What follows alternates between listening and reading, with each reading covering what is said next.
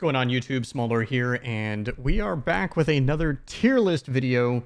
This time it is going to be on all of the live action Star Wars stuff. That is the 9 movies of the Skywalker saga, the other live action movies, as well as the Disney Plus live action series.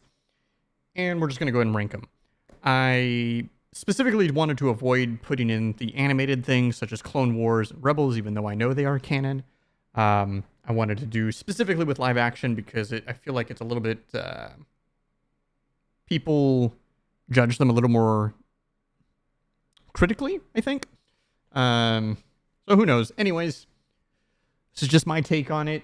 I'm going to probably have a lot of people who are going to completely agree with me and a lot of people that are going to completely disagree with me with a lot of things. We're just going to go. It looks like this list is, I don't know what the hell this order is in, and I'm just going to rank these as they are here in this list here. And the first one I have is A New Hope Episode 4. That is an S tier movie. There's no other way to put it. This movie was groundbreaking for its time. Obviously, it's way before me, but phenomenal. There's not a lot of action, so to speak, but it really sets the stage for what's to come, and it is a very well told story. It is visually extremely impressive, and you were just introduced to a whole slew of characters that are, to this day, extremely iconic. I mean, so many things. And back in 1977, they dropped the phrase "the Clone Wars." I mean, okay, all right. Why is Return of the Jedi next? This is an A tier. It's really hard for me if Return of the Jedi is A tier or bottom S tier. I'm going to leave it an A tier for now.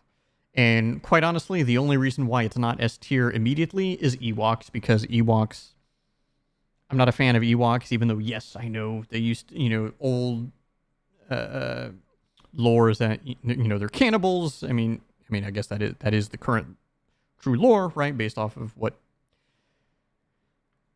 I'm sorry, Ewoks are... No. I don't like Ewoks. Same way as I don't like the other things in the sequel trilogy. I forgot what they're called because I just don't care.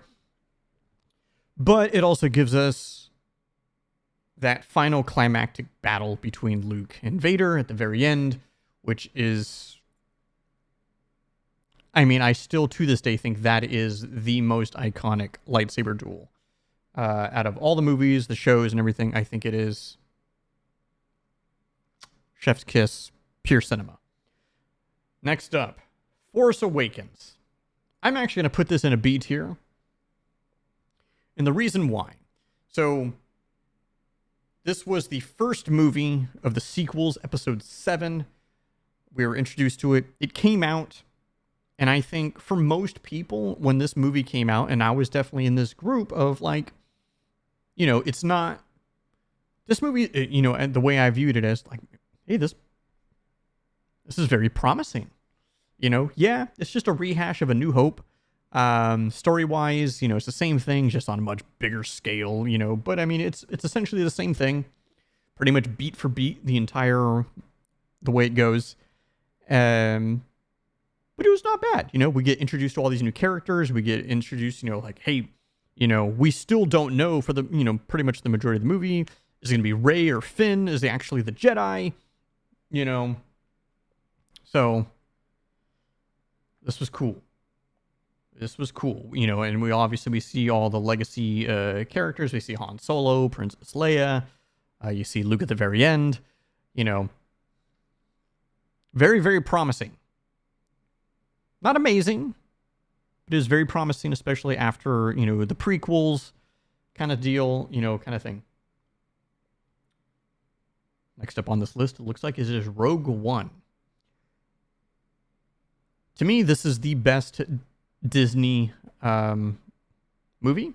It's essentially the best Star Wars movie after the Disney acquisition, Rogue One is, and one of the reasons why I really like it, this movie is not about Sith and Jedi and lightsabers and stuff, even though it has one of the, what is now, kind of noted as one of the most iconic Darth Vader scenes of all time.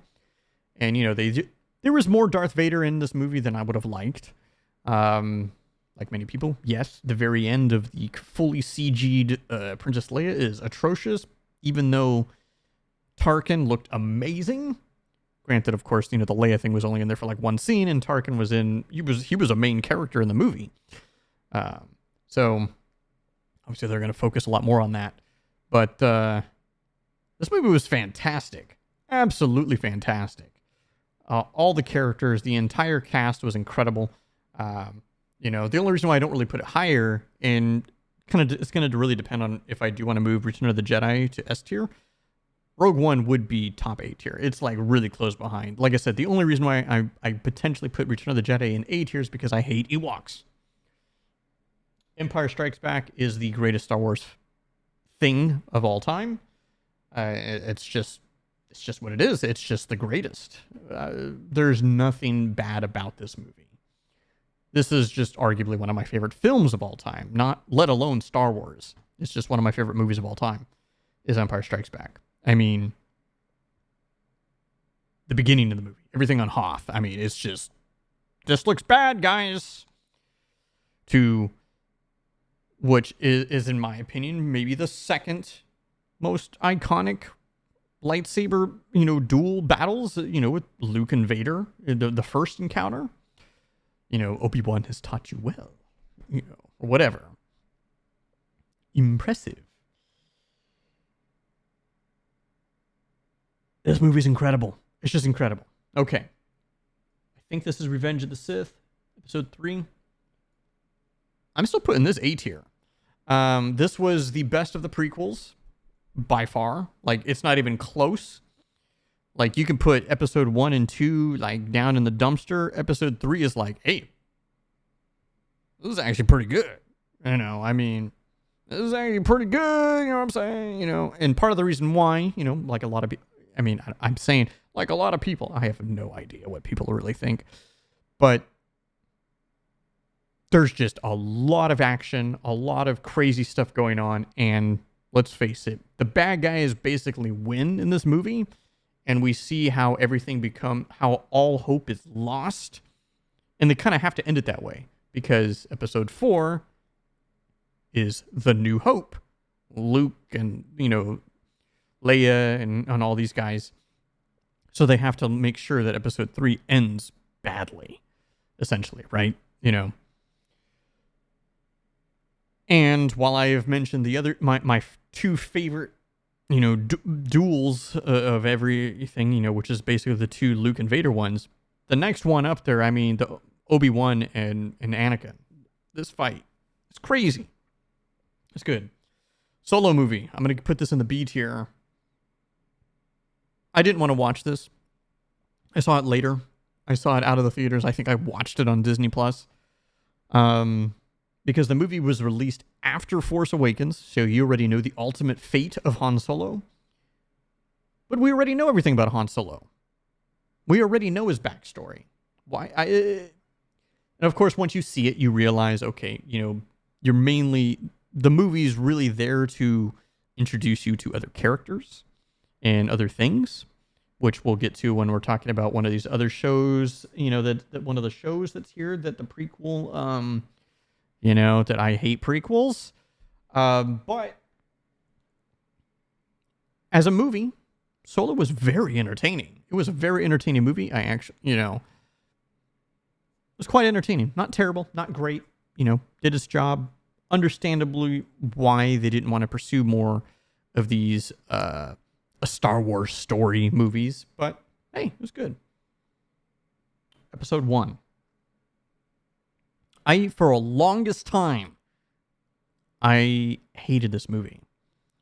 Maybe not hated it, but I thought it was like the worst Star Wars live action thing that exists. And then over time, I had watched I had watched all the films again. And, when I got older and older and older, and I've seen it multiple times, and I was like, you know what? this actually isn't a bad movie, especially when you put it into perspective of all 9 films of, and when I say 9, I mean the Skywalker saga, right? Episodes 1 through 9. It really is a good introduction as to what's going on. You see how the Republic is at its pinnacle peak of, where all the Jedi are just these lazy bums, essentially, except you have Qui-Gon here and you get introduced to young Anakin. I hate sand. It gets everywhere and all this stuff, whatever. But now this is really pod racing. And the Duel of Fates is pretty cool. It just sucked that was like really the only cool fight in the whole sequence of the entire movie. Say whatever you want about Jar Jar. He is trash. However, it's... Oh, and side note, obviously, if anybody who watched Mandalorian, you saw when you see the flashback of Grogu getting saved from out of Coruscant from Order 66. The Jedi that saves him is actually the guy who plays Jar Jar. So that's really cool to get him to play a Jedi, and it's awesome. But I actually don't think Episode 1's that bad. It's not great. Maybe it's not even really that good, but it's not bad. Okay. Last Jedi. This is where I think this film right here is one of the most polarizing Star Wars films, Star Wars media, this period that exists, is this movie. Because when this film came out, everyone was like, this movie sucks. It's the worst. Oh my God, Rian Johnson just ruined the entire Star Wars franchise. I hate it. Blah, blah, blah, blah, blah. I saw it and I was like, it's not great. But you know what? It's also not bad. A lot of people too were like, they ruined my Luke Skywalker. They ruined him. In the original trilogy, he was all about hope. He was so optimistic. Blah, blah. Guys, it's like, 30 plus years between he literally lived another life. And if you watch the movies, he built up something. He built an entire Jedi Academy, a temple, had all these students, everything, and his own nephew is the reason for its downfall and its ultimate demise, and why Luke decided to go into exile. Sorry, my nose is really, really itchy because I have like a loose nose hair or something. Yeah, you could say, okay, but Luke must have not tried very hard. He tried to just straight up kill, Kylo and all this kind of stuff, and that caused Kylo to... I get it. I'm not like trying to fully defend it and like, I completely agree with where they went with Luke Skywalker. I don't. But, trying to see from that perspective, and ultimately, spoiler alert, Luke dies. But he died a badass, guys. He's literally force projecting himself across the galaxy from a different planet and fighting Kylo, and basically he creates the entire distraction to give time to Rey and all of those guys to be able to escape. And I mean, Luke's the best. I mean, it's just that simple. Yes, it is a better than Force Awakens. Now, the next one that's on this list. It's all movies so far. I haven't gotten to any of the shows.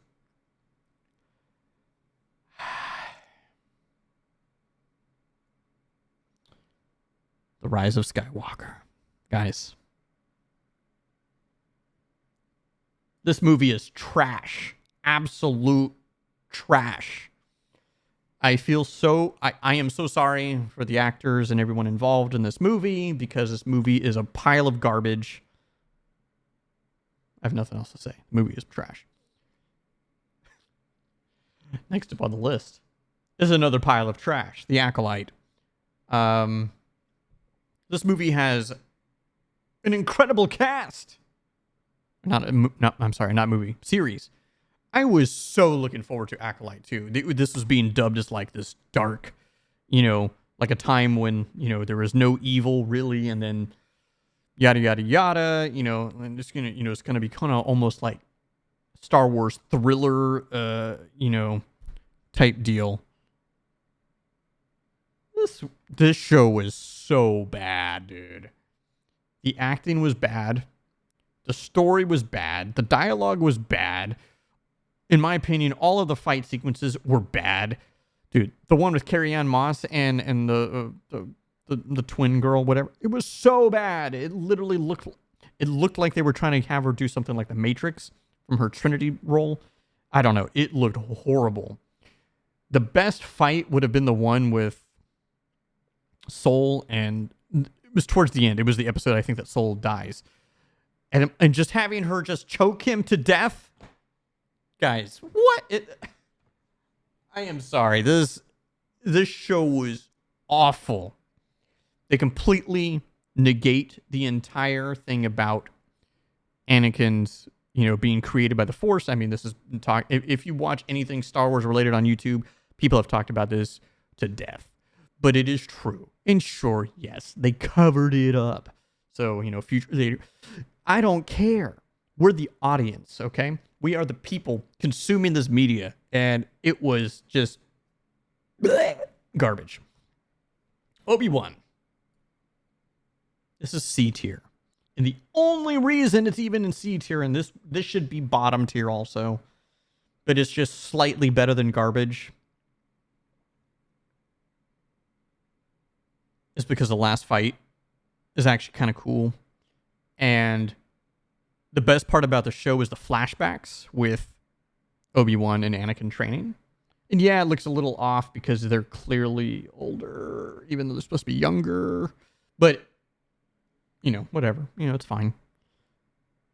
That was really cool to see. It was cool to see. All right. Andor. It took me a long time to watch this because I hate prequels.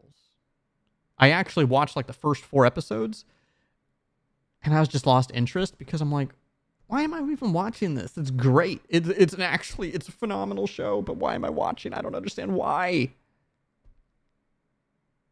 And then I watched start to finish, you know, started it up again, finished it through because I just had nothing else to watch. I'm like, damn, this show's pretty damn good, guys. A tier. Pretty damn good show. And it's honestly would be higher for me if it wasn't for the fact that I just hate prequels. Sorry. The show, and it's kind of within the same vein as Rogue One, which is so cool because it's one of these shows that has essentially nothing to do with the Jedi or anything like that. It's just with people. And the dark, you know, the more darker, gritty side of what Star Wars can be. And we don't necessarily, you know, need this. I'm one of these people when it comes to just shows or movies in general. Like, sometimes it is a little weird when you look at them, like, why is it the only things we look at it, and when it comes to movies and shows, it has to basically be completely adult themed and super dark and gritty, extremely vulgar language and all this kind of stuff and gory violence for it to be considered great, right? Like, look at all of the shows that are considered the best. They're all kind of like within that vein. And it's like, that could be true, but that doesn't have to be exclusive, right? There can be other shows that, or movies that are just as good, but there are also like things that are acceptable for children to watch. Or, you know, when it comes to games, same thing. You know, for kids to play or whatever. You know, and things can be done really well.